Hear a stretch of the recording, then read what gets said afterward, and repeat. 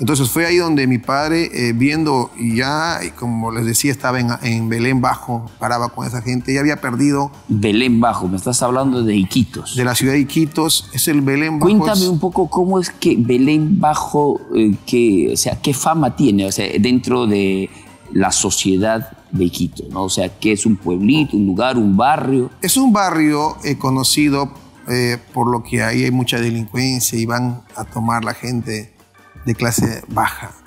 Y ahí se emborrachan. Y a los más perdidos. Los más perdidos. Ahí, ¿llegaste a ser parte de ese grupo social? Estuve ahí. Incluso recuerdo que mi cabello había crecido, la barba, el bigote. Y ahí estaba. Bajaba con ellos y tomaba con ellos. Después de tomar con los grandes empresarios, whisky y todo eso, ahora tomaba con ellos, que le decían el famoso racumín. Llegué hasta ese extremo. Porque yo mismo en mi mente... ¿Cómo era ese licor, ese racumín, esa bebida? Es un aguardiente adulterado con otras cosas que lo ponen seguramente. O sea, había una mezcla de todo. De todo. Y ahí estuve. Entonces mi padre, viendo eso, ya no soportó más. ¿Cuánto tiempo estuviste en esa condición? Estuve como una semana en eso. Una semana. En ese lugar. O sea, bajaba, subía. Pero... ya mi vida desenfrenada fue mucho tiempo.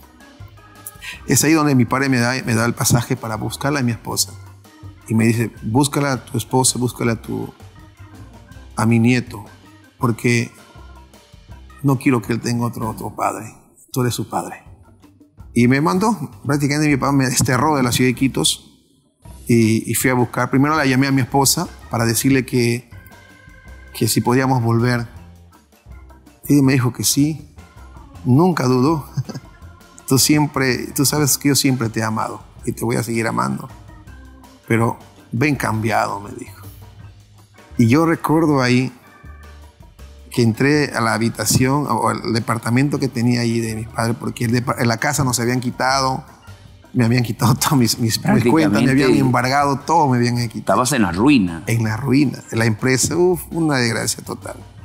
La empresa ¿Quién compró el pasaje? ¿Tu papá? Mi papá compró el pasaje. O sea, no tenías ni para un pasaje. Para un pasaje. Después de haber sido un administrador, representante de estas empresas, sí. Quedas en nada. Quedé en nada. Y ahí recuerdo que hablé con ella, con mi esposa, y me dijo que no había problema, pero que cambie. Yo recuerdo, ahí entré a la habitación y le dije a Dios, Señor, ya no quiero ser mujeriego. Ya no quiero tomar mucho, le decía, pero mi cigarrito no me lo quites, porque te fumaba 3 cajetillas diarias. Y entonces mira uno en su ignorancia quizás, porque no conoce muy bien la palabra.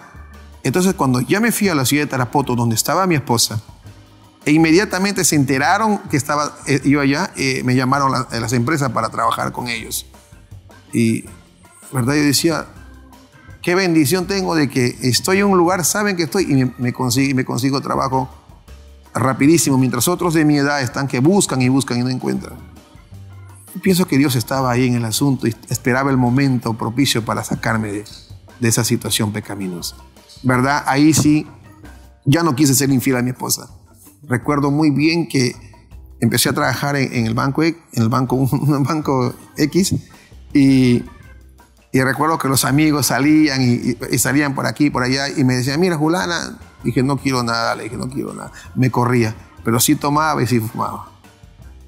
Entonces fue ahí donde mi cuñada le llamó a mi esposa, a su hermana, le dijo que en la ciudad de Lima había una oportunidad para trabajar en el Congreso de la República.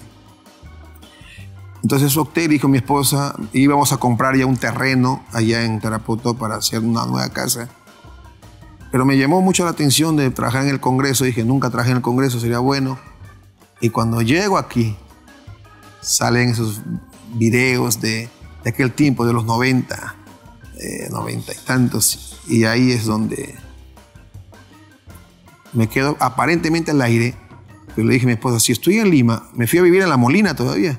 Si estoy aquí en Lima, voy a presentar mi currículum. Presenté a 5 empresas y en las 5 empresas me llamaron para trabajar y ahí escogí, de las cuales hay el banco y la cooperativa. ¿Pero por qué escojo la cooperativa? Porque era el horario de 8 a 4:30 y el banco era de 9 a 9 de la noche. Entonces dije, no, es ahí. Ya mi esposa ya se iba al templo. Mi esposa se iba con sus hermanas al templo y me invitaban, ¿no? ¿Tu esposa ya se había convertido? Mi esposa le conoció al Señor a los 17 años. Ella conoce a Cristo a los 17 años. Acá en 28 de julio, cuando estaba en el colegio, me cuenta ella. Y es ella donde ahí recibió la doctrina con el pastor Rodolfo y la que es aquel momento la sierva Yolanda. Pero su padre le lleva a Tarapoto y ella se aparta, se enfría. Y ahí me conoce a mí, para que le vuelva a hacer regresar a la iglesia. Es ahí donde mi esposa empezó a ver en ella un cambio. Y ya me trataba mejor, ya me servía la comida caliente, ya me tenía el pantalón y la ropa bien planchadita. Y su mismo trato era muy diferente. Ya no era la mujer impulsiva que iba y con agresividad, sino me trataba con cariño. Entonces yo pensé ahí que ella se iba a morir porque de un momento a otro un cambio total. Y es ahí donde me invitan pues a las famosas convenciones que tenemos ahora. Y yo no quería ir.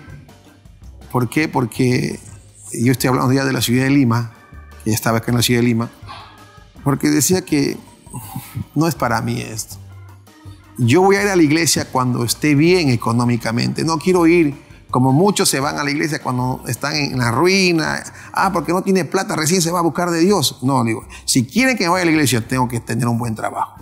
Y empecé a tener un buen trabajo, entonces ya no había excusa para irme a la iglesia, para irme a esa convención, en la cual fue para mí una linda experiencia. Conocer a Cristo ahí. Llegaste en el Amauta. En el Amauta. ¿Qué sucedió ahí en el Amauta? Bueno, ahí definitivamente Dios me describió lo que yo era y qué es lo que necesitaba para poder tener la paz en mi interior. Ahí le entregaste tu vida a Cristo. Ahí le entregué mi vida a Cristo. Qué lindo, pastor. ¿Verdad que muy conmovedor su testimonio? ¿No? Cómo se llega a restaurar. Pero ahora quiero, pastor, que no, porque usted hoy es un embajador. Usted es un embajador de la fe, uno que presenta palabras de esperanza a muchos hogares, a muchos matrimonios. Tienes una trayectoria ministerial, has estado pues por provincias, has estado por el Alto Guayaga, has estado por Iquitos, has trabajado muchos años en la capital, actualmente sigues trabajando en tu vida pastoral. ¿Cómo inició, pastor, tu llamado a la obra misionera? ¿Cómo te involucras ya a la vida pastoral? Bueno, nosotros empezamos ya en 28 de julio con nuestro amado pastor Rodolfo y bueno, tuvo que pasar muchas cosas porque Dios nos prepara. Pasamos momentos muy difíciles, ya hablando ya como cristianos, porque en la vida de cristiano a veces hay golpes y si nosotros no estamos bien parados, se van, como muchos se van. Pero cuando estamos parados y mirando, como dice, con esa fe a nuestro Señor, nada nos va a mover. Sabiendo que en la barca está nuestro Señor Jesucristo, por más que las tormentas sean fuertes, no nos van a mover. Entonces fue en ese momento que hablé con el pastor Rodolfo para poder irme a Canto Grande. Y él me entendió y dijo, sí, hijito, sé que has pasado por momentos muy duros aquí y no está bien, no hay problema, puedes ir. Y oró por mí, me acuerdo, oró por mí.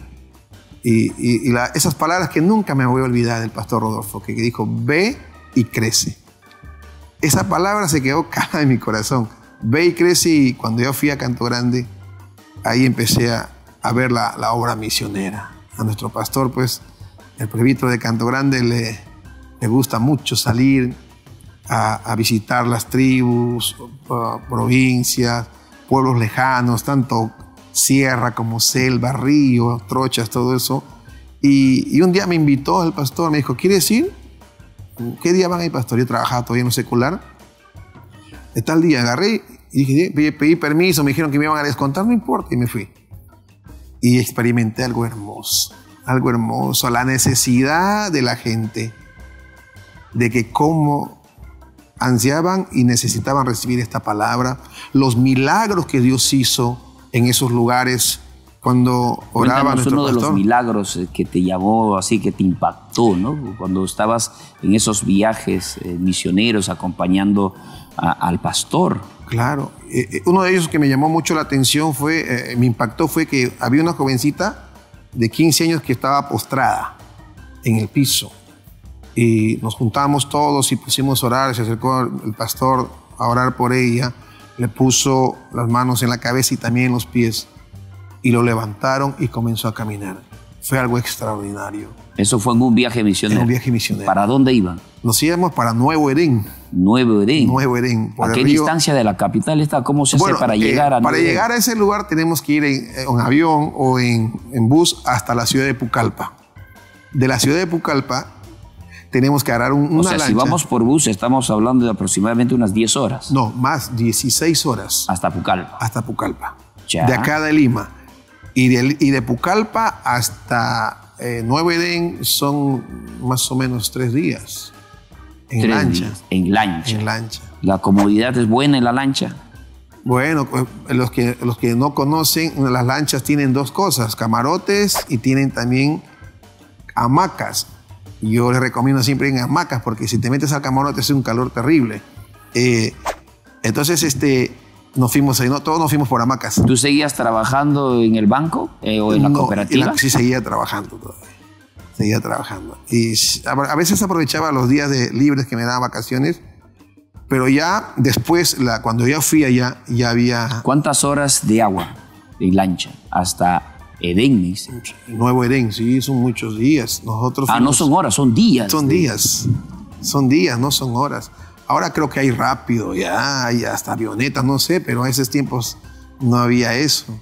Todo era lancha y muchas veces el río bajaba el agua y a veces la lancha se quedaba... Se varaba en medio río, teníamos que bajar a empujar la lancha. Es algo increíble, ¿no? Bajar y empujar la lancha.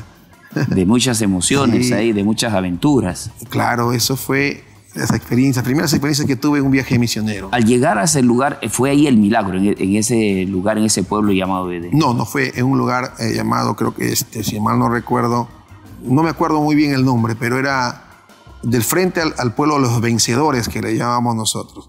Ahí fue el milagro. Donde la Palestina, niña algo así lo se decían, levantó. Palestina, donde la niña se levantó. Ese milagro me impactó muchísimo. Y yo dije, Señor, yo también quiero eso. Ahí empezó a nacer ese anhelo, ese deseo por servir a Dios, por involucrarte a la obra misionera. Fíjese, pastor, que yo soy natural de Iquitos, pero nunca hice esos viajes cuando no era cristiano. Mis viajes eran diferentes. Pero cuando ya conocí a Cristo, le entregué todo. Dije, ¿cómo no voy a darle todo a mi Señor? Lo que ha hecho esto es restaurar mi hogar, darme esta tranquilidad, esta paz y darme el amor que me había quitado el enemigo hacia mi esposa. Entonces dije, lo voy a entregar todo. Y no me perdí en ningún viaje misionero. Qué lindo. ¿Y qué sucede ahora cuando ya vuelves? ¿Qué le dices al pastor? Pastor, dame un anexo. Yo le dije que acá estoy. Aquí estoy, pastor, para lo que usted quiera. Y él me mandó a un anexo. Me dijo, vas a ir... Me llamó por teléfono, me dijo, vas a ir a un anexo, ya por 15 días. Amén, pastor. Yo estaba, creo, como diácono, recuerdo, en la iglesia. Y me fui al anexo con mi esposa, llegamos al anexo y estuvimos predicando, pero mi mente era, voy a estar solamente 15 días. Pasaron el mes, pasaron los 2 meses, y le llamé al pastor y dije, pastor, ¿cuándo va a llegar la obrera? Ya no va a llegar la obrera, me dijo. ¿Y quién se queda? Tú te quedas. Entonces yo me quedé desde ahí por 7 años ahí. 7 años. 7 años. Anexo y se hizo iglesia después. ¿Cuáles fueron los desafíos ahora al inicio de tu ministerio? Fíjense, pastor, fíjense que yo quiero que usted... hay hermanas a veces para que cuando llegué a ese lugar, y yo pues un muchacho todavía, jovencito, una hermana se acercó y me dijo, ¿usted es el nuevo obrero de aquí, sí? No quiero desanimarle, hermano, me dice, pero acá han venido pastores de trayectoria y no han podido levantar este anexo. O como diciendo, pues papá me dio un cachetadón. Porque acá hay un principado, esa imagen que ves de ahí en la entrada, ese es el que gobierna todo esto. Yo le miré y dije, hermana, yo hoy vengo con un Dios todopoderoso que no tiene ninguna derrota. Así que si vengo con Él, voy a tener una victoria. Y pasó el tiempo y empezó a crecer ese anexo. Hasta que se hizo iglesia y ya no había el lugar donde habíamos alquilado como anexo. Salían los hermanos hasta la vereda, hasta la pista, que incomodaba a los vecinos. Y comencé a decir a los hermanos, busquemos un local más grande. Y buscamos un local más grande. ¿Y cómo? Porque tú estabas casado y tú llegaste casado.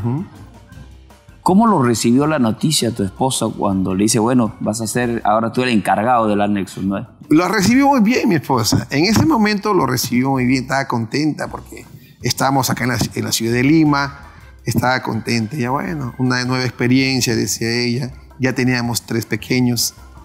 Estaba Job, estaba Casia.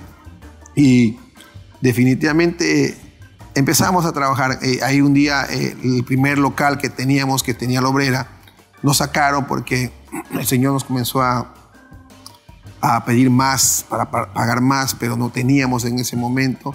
Y él quería alquilar a un restaurante. Entonces nos sacó y empezamos a hacer cultos en la calle.